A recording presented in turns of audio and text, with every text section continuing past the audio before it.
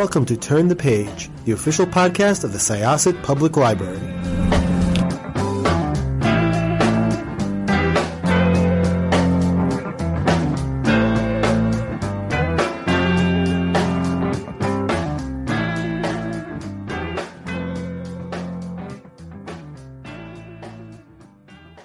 Hello, everybody. This is Evelyn Hershkowitz, Reader Services Librarian from Turn the Page podcast at the Syosset Public Library. And today we are lucky enough to have with us Jill Shalvis, an author of over 100 books, which is incredible that anybody could write that much. I'm very impressed. So Jill is a multiple New York Times and USA Today bestselling author. She lives in a small town in the Sierras full of quirky characters. And if you don't follow her on social media, you are really missing out because the scenery is magnificent. So that's just a side from her bio, but I just want you guys to know that. Any resemblance to the quirky characters in her books is mostly coincidental. Look for Jill's best-selling, award-winning, heartwarming, and full of humor novels wherever books are sold, and visit her website for a complete book list and blog detailing her city girl living in the mountains adventures. Her most recent book, The Family You Make, was just published. What month was it published in? January. In January. And her next book, The Friendship Pack, comes out in June, right? Yep. June. That's Tuesday, June 14th. Jill lives with a family in a small town in the Sierras full of quirky characters. We already said that, didn't we? Okay. Most of her books come from a combination of hard work, cookies, and hot guy picks, and not necessarily in that order. And you also always post on your pages pics of hot guys, and you say that's your inspiration for writing that day. I mean, there must be a good reason for that, right? I call it my inspiration. Okay. Jill often travels to reader weekends and conventions where she loves getting to meet and hang out with readers. The only problem being she tends to get lost in her hotels. So if you ever see New York Times bestselling author Jill Shalvis roaming the halls, someone please return her immediately. That is very clever. Just like your books, very clever.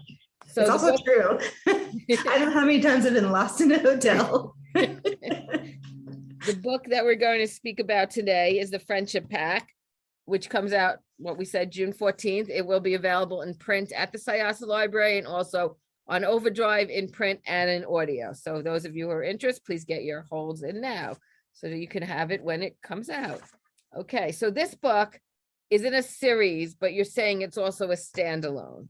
Yes, so the Sunrise Cove series is set in Lake Tahoe, where I live, but each book stands alone. They're only connected by the series, by the setting. Oh, okay. Okay, so I didn't read The Family You Make, but I am reading The Friendship Pact. I didn't want to finish it because I didn't want to give anything away. So I just have a little bit left, which I will absolutely finish tonight. And then I will know the ending, and then I can't give it away. So it's a good thing. I'm loving it. The characters are great. The setting is great. You want to tell everybody what it's about? Well, it's about what happens when you find your true love, when you're too young and dumb to know it and you blow it. And then by some miracle, you get a second chance. And will you take that chance or not? It's also a mother-daughter story, and it's also a bromance. So we've got brothers trying to reconnect after a traumatic childhood and a lot of misunderstandings. And so I try to bring them back together. I love the brothers so much. I also have a mother-daughter story where the mother was 14 when she had the heroine, Tay. So really they raised each other. And if you asked Tay, the daughter, she would say she raised her mom. So I have that relationship. And then I have a love story or two. I like to make it complicated. Yes. Are all your books that complicated? Lately, yeah. So how did you start writing? How long have you been doing this since you've written over 100 books? Well, I started out as a reader, just loved reading so much. I would walk home from high school and stop in the library halfway home and pretend to do homework. I'd open my chemistry book and put a romance in it so that I could be reading romance while pretending to do my homework. And then I went to college and thought I wanted to be a journalist. I thought I wanted to tell these amazing stories. And when I would write the stories, I would embellish them because I found them boring the way that they were. And I kept getting bad grades. And I said, what am I doing wrong? And my professor said, well, you're lying. That's how I realized I was meant for fiction, not nonfiction. You have to tell the truth in nonfiction. That was not for me. I like to make things up. That worked out very well for me. So I've been writing ever since. Wow, that's incredible. Have any of your books been made into movies? Well, in my Heartbreaker Bay series, which is set in San Francisco, the second book was made into a movie, and the title is The Trouble with Mistletoe. And I was really surprised that that was the one they picked, because there's a lot of animals in that one. The heroine runs a pet shop and she has a lot of animals coming in and out, but they chose that one. It's on Amazon and Passionflix. And I have a couple of other series optioned at the moment. So fingers crossed that I have good news to share soon. Yeah, because reading this, The Friendship Pact, I could so picture it as a movie. That's how I write. I actually see it as a movie, and I love movies. I love TV, so it's a very natural. I picture it as a Hallmark movie. Yeah, let's hope. Fingers crossed. Yeah, no, absolutely. I could see it. I could see the characters. And where do you come up with these characters? Like, I start with the characters. They just come knocking. I have a lot of stories in my head. It's never, my problem is never, what is my story going to be? My problem is, will I have time today to write? Or will I have the discipline to sit in the chair for as long as it takes? Those are my problems. So what is your writing style like? What do you do? Well, I live in a house with my youngest daughter and her husband and her two young children, a 1 and a 2-year-old. So it's become very complicated to find quiet time and to write. But I like to get up really early before anybody else. And I write because I have a goal. And sometimes it takes me all day to get to that goal. Sometimes it takes me till noon. And I really love the days where I get off early and I can go live and have a fun life and go to the lake or do whatever I want to do. But again, this is a job, so I have to finish that first. So I get it started as early in the morning as possible. And when you write your books, or your planner, do you have it all planned out? Like, where the story's going? I used to be able to do it by the seat of my pants. Right. But then I would, I would forget threads, or I would forget what I was doing or where I wanted to go. So now I do a very detailed outline up front. It's almost a first draft to make sure I know the story. It's kind of a roadmap, and I can veer from that roadmap, and often do. But it's nice to get up in the morning and not look at a blank page. Like, I know exactly what I want to write that day. It's super, super helpful for someone like me who's ADHD, unmedicated. And so sometimes I feel bouncy, but if I have this roadmap, it's very helpful. Wow. So 100 and something books later, you're just cranking them out. How many a year do you write? 2? I write 2 a year. They take me about 5 months. And that doesn't mean I have 2 months off every year, because there's always either revisions or promo like we're doing here today, or there's always other things, non-writing, writing things that have to happen. So I feel busy all the time, but I love it. I'm actually uniquely unsuited for any other job. I can't think of another job that I could handle other than this. And this isn't to say that writing is easy. It's actually very difficult, but I love it. So it's a true passion. And how did you fare during the pandemic? Well, that was even harder at first, because I have 3 kids and everyone has a significant other and dogs and various other things. So we all were in lockdown here together. So for the first few months of that, it was very difficult, but also amazing, because we hadn't all lived in the same house for years and years, and we'd never done it as adults. So it was really, an amazing but hard time. Like, some of us lost our jobs and it was very stressful, but at the same time, it was really great to have each other. And that was actually when I wrote The Friendship Pact. And so I had family on my mind while I was writing that one. Right. There's a lot of family in there. Mother, daughters, brothers. Yeah. Lots of good family members. So you were able to write? You were able to lock yourself away? I did have to lock myself away quite a few times. But, like any job, this is the mortgage, this is the roof over our head and the food in our bellies. So, you crank down and do it. A lot of people had that challenge of writing from home, not just me. Right. And I found it to be both an incredibly difficult and an incredibly amazing time. Did you always write from home, or were you a coffee shop person? Did you go there? Or? Sometimes I wander. I live near Tahoe, as I've said, and we have some land, so I can go outside. I write with a laptop. I don't have a desk or an office in the house, actually. So I write on the patio and have the woods in front of me, or I walk through the woods to the cliff and the river's down there, or I go to the lake. There's a million lakes. I could pick my choice of lake. So I'm a wanderer when I write.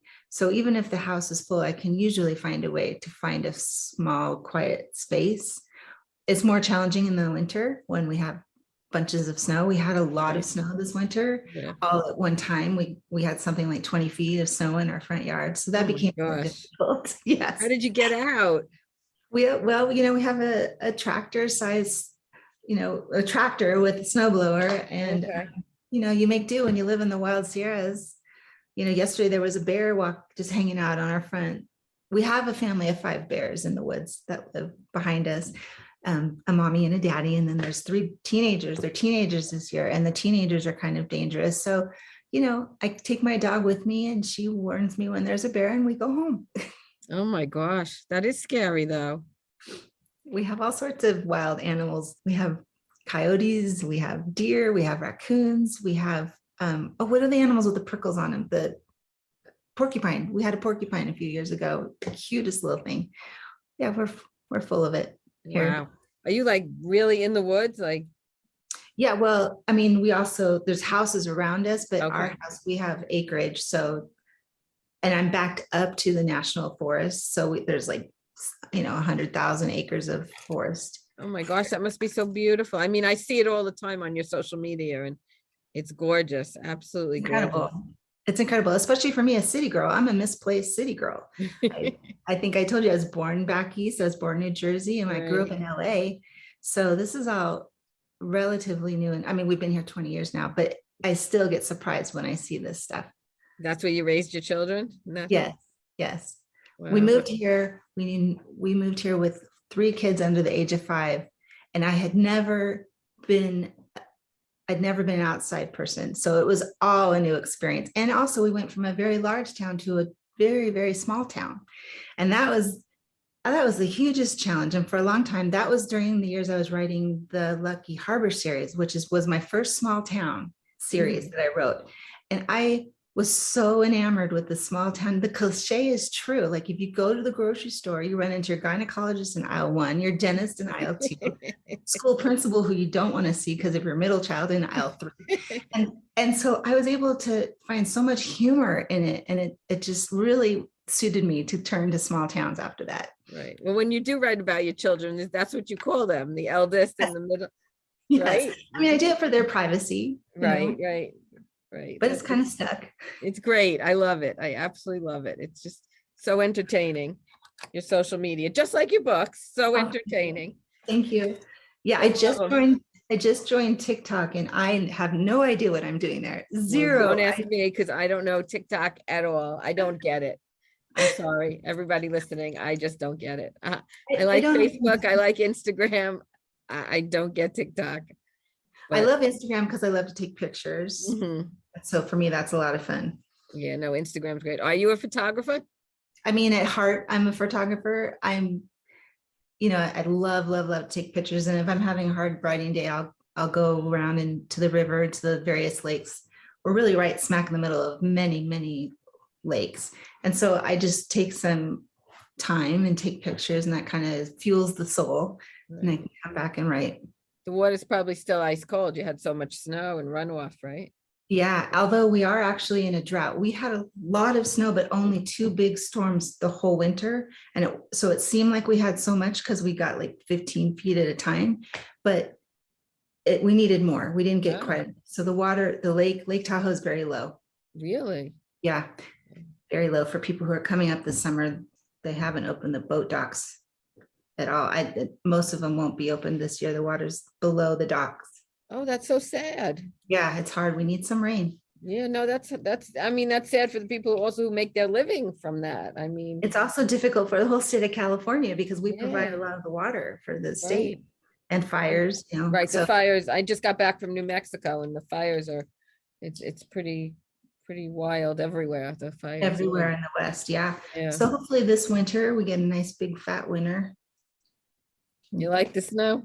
I love the snow. I mean, we were all skiers. I don't ski anymore. I still snowshoe. I really love the seasons. I think that's what I love the most after growing up in LA with only one season. And I loved LA. I loved it, but I really, really love it here. We get 4 very distinct seasons. Right. Were you writing while you were in LA, or you didn't start writing until you got to Tahoe? I had just started writing when we moved, so I was brand new at it. And so it was a really nice change for me to go from this busy, bustling city to this really quiet space. What year did your first book come out? Oh my gosh, in the Ice Age, 1998. That's how old I am. I started when I was 12, everybody. So you can Okay. do that, but 1998. That seems like yesterday as far as it does. It does. it absolutely seems like yesterday. I mean, that doesn't seem like so long ago. But I guess it's I can still 26 remember years. the move 24 and years. coming here and seeing wolf spiders. For one thing, I have a spider phobia, and here the spiders are massive. Let me just say that in case you're thinking of moving here, you should know that up front. And bears and all that other stuff. It's just this crazy, different, so different lifestyle from what I knew. And your kids know this. I mean, That's all they know. Yes. yeah. And they love being near you, I guess, because they're all They always close come by. back. Well, my middle and oldest live in San Francisco, Oh, okay. but that's 3.5 hours away. They come home on weekends and Oh, we wow. all get together a lot. Yeah. That's so nice. It is nice to have them all. And I think it's that sense of family also, because when I'm writing, it actually doesn't matter what the setting is. When I did Heartbreaker Bay, which is set in San Francisco and it's a very large city, one of my favorite places, I did it in a building where everyone was in the same building. So I was able to create a sense of small town community in this big space. I guess that's what I do. Did you do anything before you were writing? Oh, I did a lot. I was a full charge bookkeeper. So the total opposite side of my brain, which was very painful. I never did make it as a journalist, I'm sorry to say. It just was never for me. Yeah. I was doing accounting. Oh, okay. Okay, sounds good. Now your books are also out on audios, I'm assuming that they all are. Audio, digital, print, wherever you buy your books and whatever form you buy your books, you can find me. Do you get to choose your audiobook narrators? I'm traditionally published, not indie. So I have a say, just like I have a say in the cover and I have a say in the title, but it's, done by committee. I'm a big audio listener. Are you? Do you listen? I am huge. I love to listen when I walk. I'm just thinking. So I prefer audio. Most of my readers, it seems, prefers print. I do both. I listen to a book mostly in the car driving, not that I go that far. I'm literally 5 minutes from the library. But I managed to get the books in. And your book, I'm assuming this one has I love the cover. It's a woman sitting on a dock with her dog. So all your books have dogs?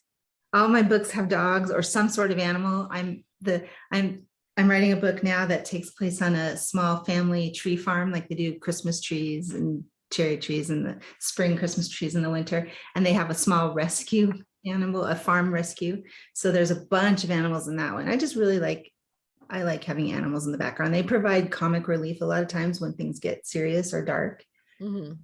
Is that book part of the Sunrise Cove series? Yes, and I don't have a title for that one. I do know what comes next after the friendship pack. It'll be the backup plan in January.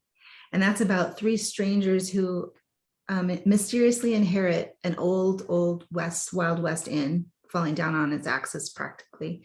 And it turns out that they're not necessarily strangers at all. There's a little bit of a mystery there, so I don't want to reveal anything, but I'm putting the final touches on that. Oh, wow. So the other one that you just mentioned is already complete. Yes, where it's in like the last edits, copy edits, and the last past pages, and that one's the backup plan, and I don't have a cover yet for that one. I'm excited to see that. Okay, great. Wow, it's amazing. Susan Mallory, I'm just reading on the cover, says she's my go-to read for humor and heart. Well, that's sweet, isn't it? Yes, it is. It's lovely. And you know what? That's what we need right now is humor and heart, because the world's scary. It's such a scary place. I asked them, I call what I do kind of like mac and cheese. It's like comfort food. Absolutely. And we need that right now. Everyone needs a little comfort food. Do you consider them romance or rom-coms or?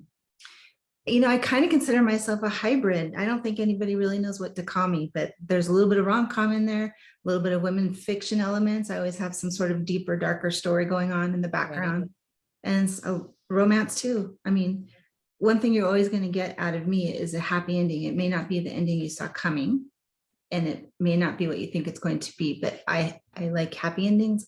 I'm also never going to kill a dog or any of the animals. There's a lot of authors out there that will never kill dogs. Yes. That's a nice thing. I said it because Nobody wants to cry over an animal. No, once in a while I'll get a letter. I've started your book and I can't go on until you tell me that a dog doesn't die. I'm like, the dog is not going to die. I promise you. Okay. That's a good thing. There's no doubt about it. That is definitely a good thing. We don't want any animals to pass away in the books we're reading. We want to be happy and smiling. And, ever since the pandemic, that's what I like to read, is these, humorous romances, and especially with the happy endings. I just really love them. What do you like to read? I like to read everything. I mean, I'll read the back of a cereal box. Right now, a lot of times I'm doing research stuff. Okay. So like the Friendship Pact, in the background ongoing is this company that brings fun to people who injured warriors, soldiers, handicapped children. So they take them out on the lake and they do things with them that they normally wouldn't get to do in their lives. And actually my husband is that person. We have a boat and he does this every summer with a company that he's worked with for 20 years. And families come and bring their child or their husbands or their brothers, whoever's been injured, and we take them out and they get to go behind and rafts behind the boat. They get to jet ski, things they would never in their life get to do because they think they can't, but they can. And so for me, the Friendship Pact was the easiest research I ever did, because we've been doing that exact same thing that goes on in the book for 20 plus years. That's so nice. I mean, I was going to ask you about that. That's such a nice idea. That's great. So there's a company right in Tahoe that does that. Yeah. It's called Achieve Tahoe. Mm-hmm. And, my husband's just a very, very small part of that. There's so many hundreds of volunteers that do that sort of thing. But we take our boat out to lake every time. There's like 3 or 4 times during the summer that they set up for people to come, families to come camp and then be a part of this. And they do a bunch of stuff with them on the water. And it's just a really great feel-good weekend. Of course. I mean, it's so nice, even just reading about it in the book. Yeah. And I just like a really nice concept. I've been wanting to bring it to a book for a very long time. And actually the brother of my hero, Jake, he first appeared in the Lucky Heartbreaker Bay series. Okay. He was just a secondary character. And I get so many letters over the years. When is Jake going to see his story? He was injured and he's paralyzed and he's in a wheelchair. And I just never knew what kind of story I could give him. I've been waiting for it to come to me all these years. So it did come to me this time. And now people can have his ending finally. That's so great. Do you wake up in the middle of the night and you have to write it down? Like, do you keep a pen and pad right by your bed because you never know when a story is going to come to you? I always wake up in the middle of the night and go, oh my gosh, it's so good. I need to remember that. And then I don't remember it. And if I write it down, I can't read my own writing from the middle of the night. It's very frustrating. Yeah. I've lost a lot of great ideas that way. Yeah, I'm sure there's plenty in there, right? Plenty more where they came from. That's so great that you could come up with all these things. Are any of your characters based on you? No, well, I should say there's one exception. In the Lucky Harbor series, there was an old lady named Lucy who went through every single book. She was kind of the nosy grandma. And I based her off my grandma. My grandma was Lucy. And it wasn't until years later that my husband said to me, I think you're Lucy, actually. So if you read the Lucky Harbor series, the old lady, I think everyone in my family thinks I'll become Lucy as I get there. And how about the names? How do you pick names? Are they based on people you know also, or just? No, I try not to do that. And I try really to make it all complete fiction, but of course, some life bleeds in. So sometimes, maybe some characteristics of people I know have come in, or maybe backstories of people I know have bled in. Names I just pick because I like them. Every time I hear a name I like, I write it down. I have a file of names. I have a file of character ideas. I have a file of plot ideas. I read a lot, and I tear things out of magazines. I write things on napkins and I shove it into a file. So when I'm going to start a new story, I open that file. It's really thick, and I just flip through and get some ideas that way. And then when I You use know something, anybody named Tay? Because I don't. no, I don't know anybody named Tate nor Riggs, but those two names had been in my brain for a long time. They've been in the file. Yeah. And her mom, April, being a photographer, she's nothing like you. I don't think so. Absolutely Okay. nothing like me, except for the photography. It's actually a joy to me to write people I don't know. Okay. I get a kick out of making stuff up. I really do. I That's think great. fiction's much more fun than real life. Yeah. So what's the book you've read recently? What am I reading now? Oh, well, I'm actually reading about rescue farm animals right now. So I'm Oh. reading nonfiction, which I do. I love nonfiction too. What did I most recently read? I did most recently reread Harry Potter as a Mhm. book club with my youngest daughter, just because we both love that series so much. Do you read books and give quotes also for other people? So you read advanced I reading do. books? I do occasionally. For a while, I was getting a lot and I had to turn a lot of people down. I felt really bad about that. I do when I can. It's Mhm. hard sometimes to find enough time to read something for work when I'm already doing so much work. Sometimes I just want to read for pleasure without the pressure of knowing I have to decide if I'm Right. going to give somebody a quote or not. Right, of course. Of course. Do you take vacations or are you constantly working? Oh no, I do take breaks. I mean, we haven't vacationed in the last few years because of Right. COVID. Right before COVID, we went to Hawaii for the first time in like 20 years. It was awesome. And I think we got the last flight out of Hawaii before flights started shutting down. Oh, So wow. I haven't flown anywhere since. A few months ago, we all drove. I wrote a series called Wildstone, which is actually a real place, not called Wildstone. I've read a few of them. They were fabulous. Oh, thank you. And it's based off of the Los of Avila Beach, Morro Bay area, which is like mid-California coast.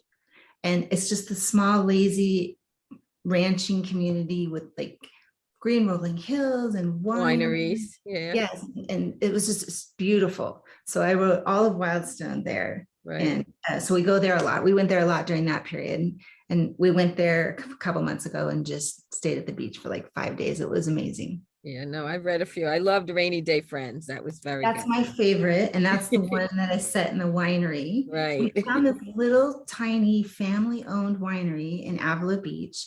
And it was named Kelsey Wineries, which is the name. Kelsey is my oldest daughter's name. So of course we went in and we just got to talking to the family that ran it. And I went home and set a book there.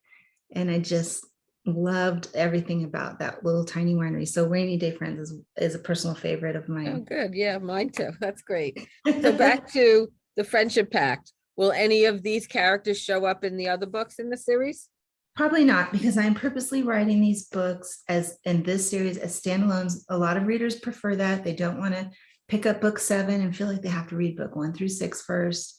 So to take the stress off of all the readers, I just am setting them in Sunrise Cove or near Sunrise Cove on Lake Tahoe. And they're joined only by the setting. So probably we won't see Tay and Riggs again. I feel like it's a long book. I feel like they got their story told. Maybe you'll see, them in the background. I think Okay. you'll see some of I'll run into them in a restaurant or something. Yes, exactly. Like the bar and grill I've used in a couple of books. So you'll recognize things and you may see them in the background, but you won't really get any more from them. And how many books do you plan in this series? I think I'm writing book 4 or 5 now. And I think I've got like 3 more stories. So maybe 7 to 8 in there. Wow. Over what period of time will those all be written? Well, doing 2 a year. So we'll see. I don't like to stay too long. I don't want to stay past my welcome. What? They're going to kick you out of Sunrise Cove? I don't want readers to get bored. So gosh. Already in the back of my head, I'm trying to think of where will I go next? You get a lot of fan mail from your readers? I do, which is lovely. This job, you work alone. Yeah. So you're alone all the time writing the story that you can only hope people love as much as you loved it when you were writing it. So I really, really enjoy it when I get feedback from readers. And now a lot of times you get it on social media, you make a post, someone will say, I loved your story. I get emails. I love it. Yeah. Do you read your reviews like on Goodreads? No, I am so grateful for people who leave reviews. Please keep doing that. Don't be insulted, but I cannot read them. Even if someone tells you it's the greatest review? I mean, if someone sent it to me and said, Right. you have to read this, I will read it. It's just a little polarizing. I don't know why. I get almost all really, really great reviews. I know I get 4 and 5 stars for the last few books. They've have really greatly reviewed, but it's just hard I just don't like to read my own press. I don't feel like you should ever believe your own press. So I don't. Not everybody can do that, but I think I'd be very curious to know what people were saying. Well, a lot of times when I'm doing promo, I go to Amazon or Barnes and Noble or Apple and I copy and paste the address so that I can put it into the post so people can click. So when you do that, it pops up. You can see your cover, and right next to your cover, you can see. So I know the family you make, because I just did this yesterday, has like 1,500 reviews and it looks like all 4.5 or 5 stars. I'm like, oh, that's lovely. And it made my entire day. And that was enough. I didn't need Okay. to. That's great. Congratulations on all 4 and 5 star reviews. I'm sure it'll be the same for the Friendship Pact. Here's hoping, fingers crossed. I hope so. I think it's great. I really am enjoying it. It's a wonderful so story. much. I love the characters and I can't wait to see what happens. Like I said, I didn't want to finish it because I didn't want to blurb or let anything out that shouldn't be, they need to read it to find out what happens. So Yes, let's just say Tay has a little quest that she's on. yes, and it's quite interesting. It really, really is. So what's the weather like there today? Do you have a beautiful spring, almost summer day? Yes, it's like 75 degrees and gorgeous and perfect as spring is here. So you're gonna go take some pictures and put it out on social I think media? I will. I think it's a good day. It's beautiful. Your pictures are great. I love your social media. Thank you so much. Yeah, so it was so nice speaking with you. This Nice is to meet Evelyn you. from Turn the Page at Syosset Public Library, and we want to just thank Jill Shalvis for speaking to us. Her book, The Friendship Pact, comes out on June 14th. And please know that we will have a print copy here, and Overdrive will have the ebook and the audiobook. Thank you so much for having No, me. thank you, Jill, so much.